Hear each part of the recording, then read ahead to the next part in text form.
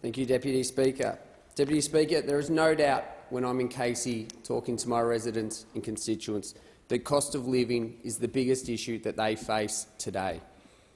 And there is an old saying that I like: if you spend too much time looking into the rear vision mirror while you're driving, you'll crash into the car in front of you. And listening to the government continue to talk about the previous government over the last 3 months shows that their eyes are clearly focused on the rear vision mirror. That's because they don't have a plan to address the rising cost of living. They've got no plan to tackle the economic challenges that we face today. Let's indulge the government's obsession with the rear vision mirror for a moment and look back to March and April of 2020. We all remember the lines at Centrelink and the Treasury predictions of 15 to 20% unemployment. I was not an MP at the time. I was working in business, worried for the future.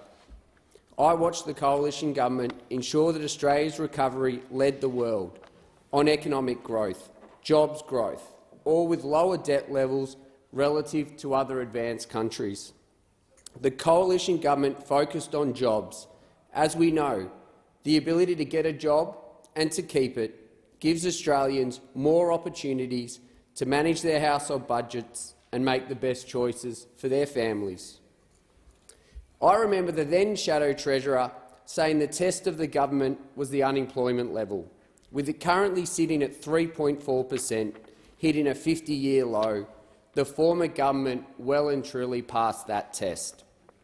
The Treasurer would do well to remember that the next time he says Australians have nothing to show for the current debt levels, because we all know that without the then government's support, businesses, particularly small businesses, would have closed and unemployment would have hit those terrifying projected numbers. Labor promised the world during the election campaign, but the only thing they have been able to deliver is a string of broken promises. They have abandoned their commitment to cut power bills by $275 a year for the average Australian, a practical measure that could have made a difference to millions of Australians. Worse than having no plan, this government can't even accept a good idea and implement it immediately to help pensioners and veterans with their cost of living pressure and businesses with labour shortages. It took 3 months for the government to adopt our position on allowing pensioners and veterans to work more hours without impacting their pension. That is 3 months they could have been earning more as the economic clouds were looming. 3 months they could have possibly saved a little as prices continue to rise.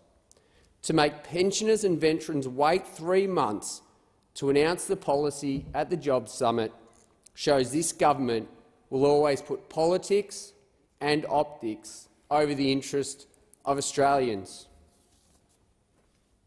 All of this goes on as interest rates rise.